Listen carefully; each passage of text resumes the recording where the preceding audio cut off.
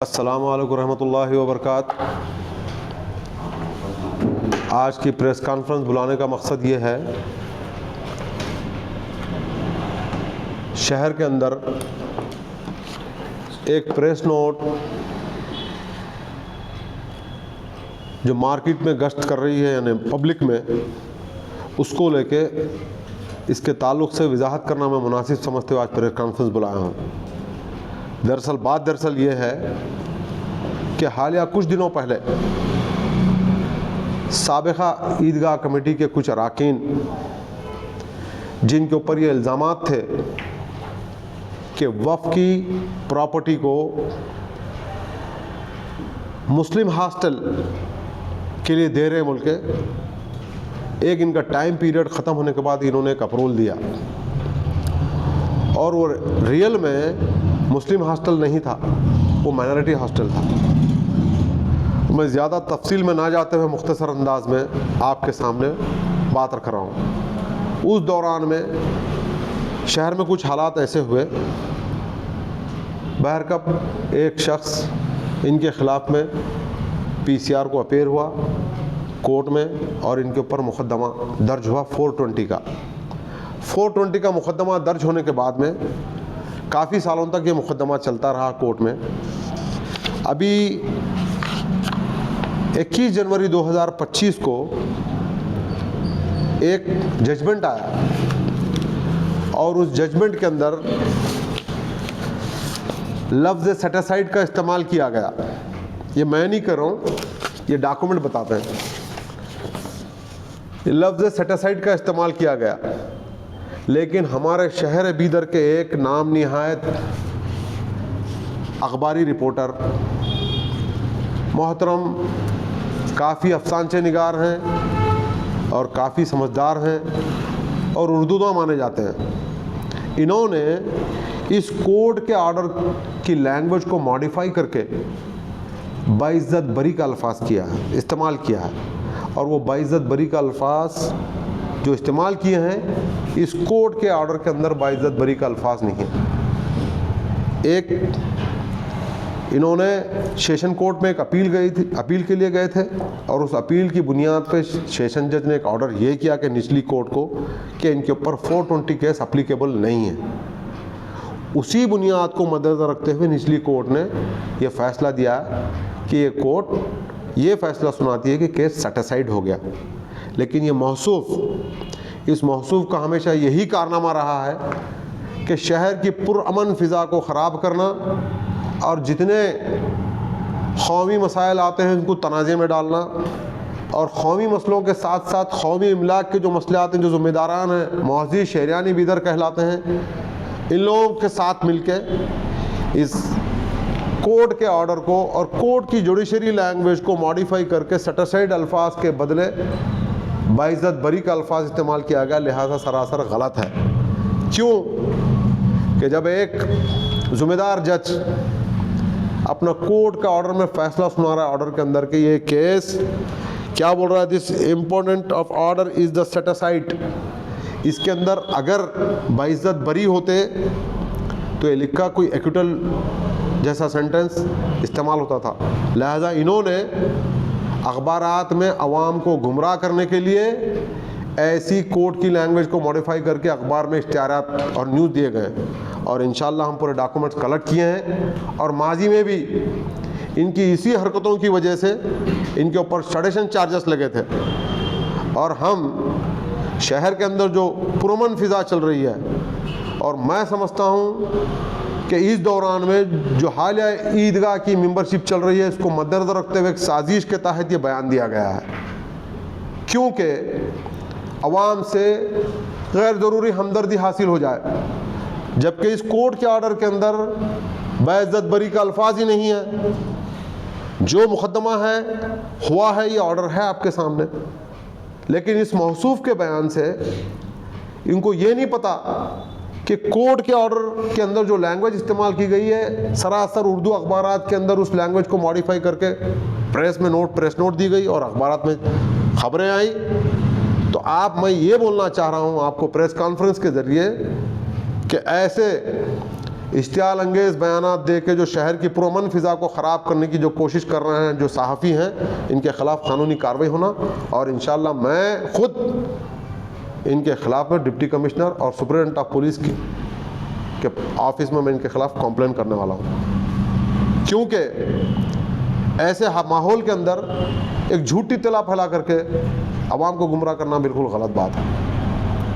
और मैं यही पूछना चाहता हूँ मोअज़्ज़िज़ शहरियानी बिदर, क्या मोअज़्ज़िज़ शहरियानी बिदर के अंदर कोई पढ़ा लिखा आदमी नहीं है? इस ऑर्डर को पढ़ नहीं सकता है? बड़े बड़े उर्दूदां हैं, पढ़ नहीं सकते क्या ऑर्डर क्या बोल रहा है और हम क्या बोल रहे हैं? लिहाजा जो कर रहे हैं ये लोग आवाम को गुमराह कर रहे हैं, सरासर गलत है। मैं इसकी मज़म्मत करता हूँ और हमारे मजलिस इत्तेहादुल मुस्लिमीन पार्टी का हमारा स्टैंड है, इनके इसको कंडम करते हैं हम।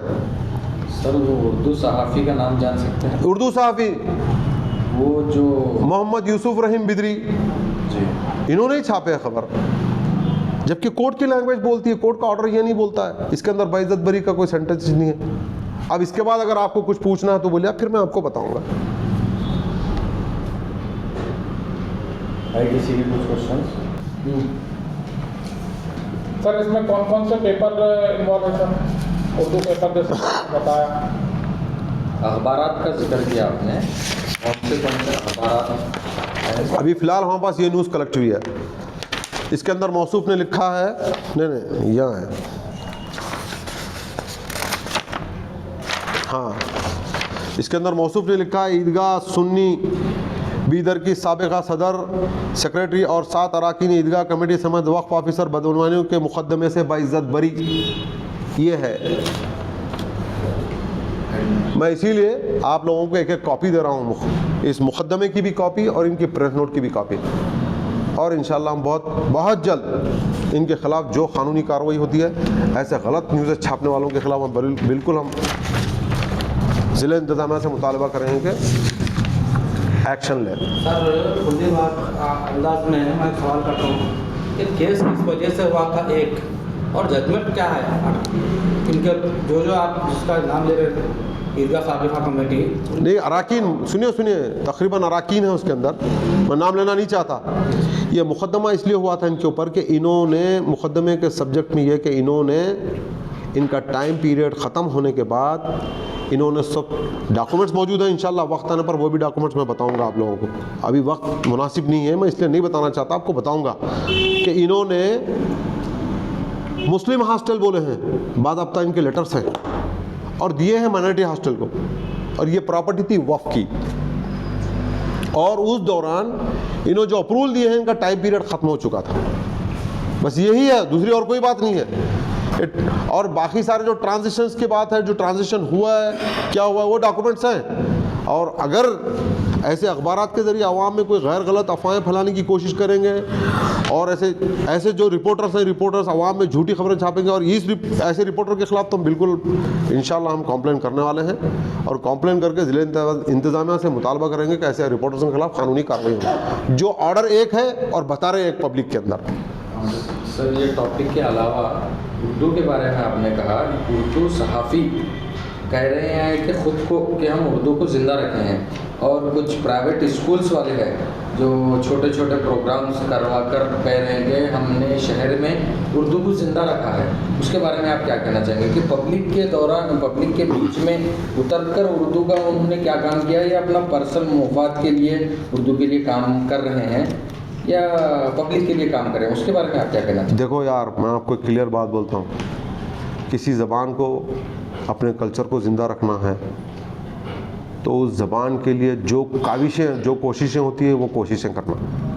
और हमारे पास क्या हो गया, उसको ज़िंदा रखने के लिए कोशिशें, काविशें करने के बजाय हमारी ज़बान खाली मुशायरों में सिमट गई है, शेर शायरी में सिमट के रह गई है। और एक बात आपके साथ मैं ये बोलना चाहता हूँ, मोअज़्ज़िज़ शहरियान बिदर जो अपने आप को कहलाते हैं, मैं उनसे मेरी एक अदबन गुजारिश है कि आज वक्फ अमेंडमेंट बिल का मसला चल रहा है, क्यों आप वक्फ अमेंडमेंट बिल के ताल्लुक से कोई एहतजाज नहीं करते, क्यों जलसा नहीं करते? खाली बस मुशायरे करना, बुलाना, इससे मसले का हल नहीं है। आप जिस तरह अंदर बुला के मुशायरे करते हो, उस तरह पब्लिक में, ग्राउंड में आइए। आप अच्छे काम तो अच्छे ही रहेंगे। हम एक सियासी जमात से वाबस्तगी रखते हैं, आज हमारा स्टैंड है, क्योंकि आज हमारे कौमी सदर अलहाज जनाब बैरिस्टर असदुद्दीन अवैसी साहब रुकने पार्लियामेंट हैदराबाद ने पार्लियामेंट जॉइंट कमेटी के अंदर जो वक्फ अमेंडमेंट बिल को पेश किया गया उसकी मुखालिफत किए, और मजलिस इत्तेहादुल मुस्लिमीन आने वाले टाइम में इंशाल्लाह कुछ वक्त का तयन करेंगे और बीदर में वक्फ अमेंडमेंट बिल के खिलाफ में बहुत बड़ा एहतजाज करेंगे। ये हमारा स्टैंड है, ये मजलिस इत्तेहादुल मुस्लिमीन जमात की तरफ से फैसला हुआ है और हमारा सदर का फैसला है। जैसे हमको हुक्म आएगा हम बराबर एहतजाज करेंगे। ये लोग खाली बोल रहे हैं, प्रैक्टिकली कर कुछ नहीं रहे। सर ये जब जजमेंट 25 जनवरी को आया, बट ये पेपर में 14 फरवरी को छापने का main reason sir? Main reason यही है कि ईदगाह कमेटी की रुकने साजी चल रही है, अवाम से गैर ज़रूरी हमदर्दी हासिल करना है। ऐसे कुछ लोग मिले हुए हैं जिसकी ट्रांसपेरेंसी से ये काम हो रहा है। और एक सर, ये कर्नाटका गवर्नमेंट उर्दू लैंग्वेज को जो सेकेंड लैंग्वेज का दर्जा दिया है, तो इसके ताल्लुक से जो बोर्ड्स को उर्दू नहीं लिखा जा रहा है, तो इसकी वजह क्या होगी सर? देखो यार, टॉपिक फिर चेंज हो रही है, मैं आपको शॉर्ट में बोल देता हूँ। मराठी लैंग्वेज कमिश्नर आज से 30 साल पहले मद्रास से आकर शहर बीदर का दौरा किए, और मराठी लैंग्वेज कमिश्नर की सर्वे रिपोर्ट है मेरे पास कि जहाँ पे 17% पॉपुलेशन जो ज़बान बोलने वाली है वहाँ पे उस ज़बान को इम्प्लीमेंट करना, और बीदर में 17% से ज़्यादा उर्दू बोलने वाले हैं। लेकिन हम आप जिसको वोट दे के मुंतखब कर रहे हैं उर्दू के ताल्लुक से उनकी ज़बानें बंद है, तो हम क्या करेंगे? कहाँ है बोलिए आप? कर्नाटक स्टेट में बड़े बड़े मुशायरे, मैं भी तो बोल रहा हूँ कि मुशायरे करना, उठाओ ना, ज़मीर अहमद खान साहब से सवाल करो, रहीम खान साहब से सवाल करो, तुमने उर्दू के लिए क्या करे, पूछिए आप।